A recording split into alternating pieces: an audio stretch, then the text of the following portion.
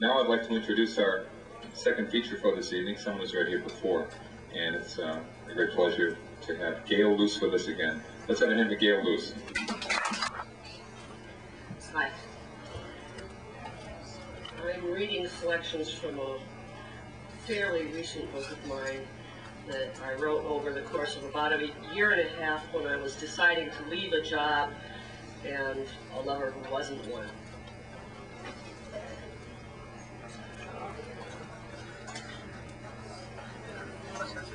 Your own man. I am neither slave nor goddess, neither flaming evil nor angel of ice. I am woman. Can you find it in your heart to love me? Do not serve me or command me. Be my friend. Be my lover. Be your own man.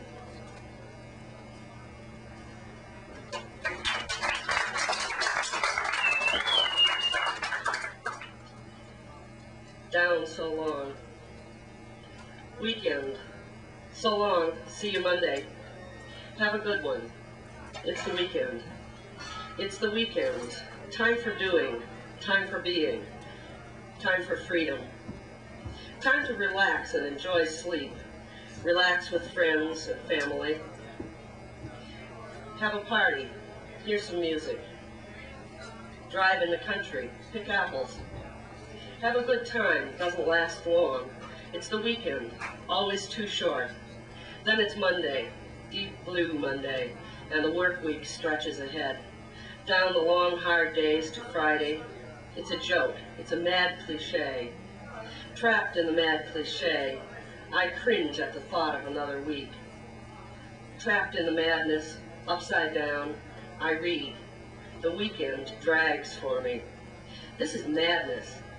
I recall it now.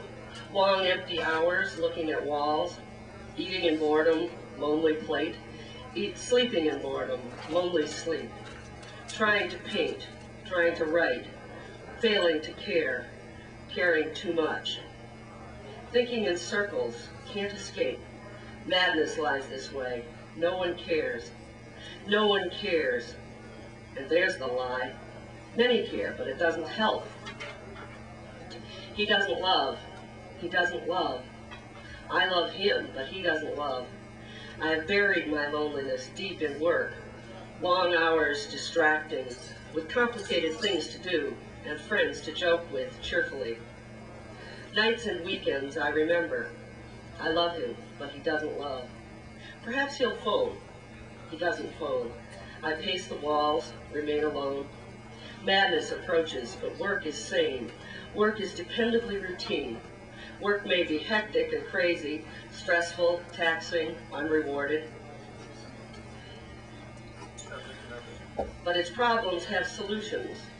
Nothing there is unrelenting. Monday morning, the weekend gone, I am tired, like all the others, regarding all the things not done in the always too short weekend. But here is mental exercise, with the joking and the friendship that can keep the mind from thinking of emotions and of heartache.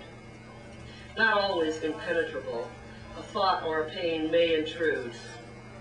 Then work throws up its wall again, blocking out the pain of unlove. The best escape, a place where love can be forgotten easily. Love or unlove has no reason to intrude here very often. Madness can be isolated in the nights and weekends alone. By working late, the nights are made less long, less open to madness. Weekends can be filled with errands, books, and music, almost always. Madness can be confined almost to only weekend midnight haunts. It shrinks away. Life becomes sane, almost. There is safety in work. There are papers to write.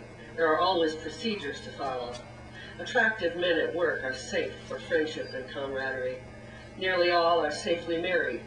Boundary lines are clearly marked. It's the one you meet at the restaurant where you stop on the way home from work. He's the one who's dangerous. He smiles for no special reason. You answer his smile, and then he's absent-minded again. You find that your habits are changing. You frequent the places he's been. One day you notice how often you pass him on the street. You notice how much more often he's there where you met it before. How often he's there for coffee and stops by your table to chat. How often you look up and see him gazing into space you occupy. After he seems to be a friend, you tell him how much that means. He smiles, amused and knowingly. You're suddenly very tired. At last you notice his comments with their caustic double meanings. You hear the buzzing of madness unleashed from Saturday midnights. There's no refuge from this madness. He doesn't care. He's not a friend. Down into madness. Down so long, nights and weekends can't contain it.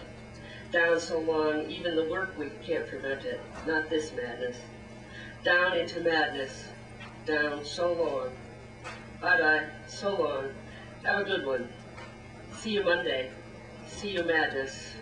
It's the weekend. Down is so long.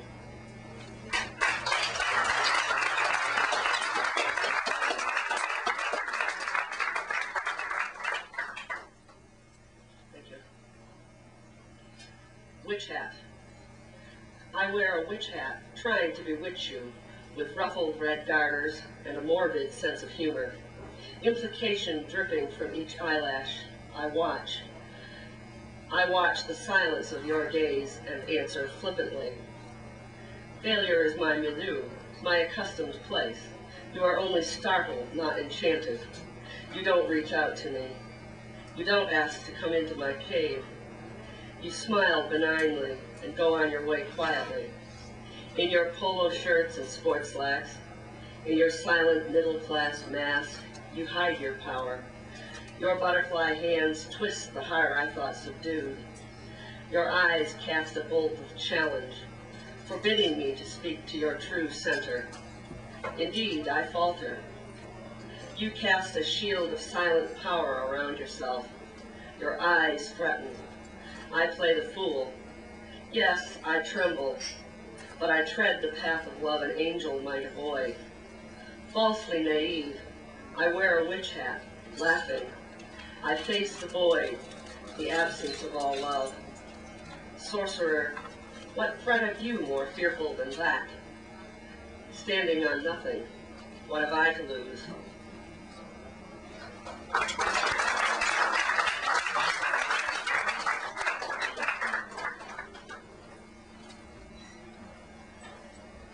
The poison of a smile. A stranger walks by, unaware. He nods at an introduction, eyes glazed, smiles faintly, walks on. An acquaintance stops by to say hello, asks a question, passes the time of day, smiles at a joke, walks on. A friend comes by to talk, makes a joke to cheer you, smiles warmly, walks on. A friend who fascinates you, seeks you out, asks your assistance with a problem, thanks you, smiles with his eyes, walks on. The one you love stops and watches you. He looks at you quizzically, shakes his head, smiles wryly, walks on. The one who doesn't love you looks at you, doesn't see your pain, asks if you had a good day, smiles smugly, walks on. A former friend stops by to say hello, passes the time of day, makes a joke at your expense, smiles at his joke, walks on. A stranger walks by, unaware. He nods, eyes glazed, looks across the street, smiles faintly, walks on.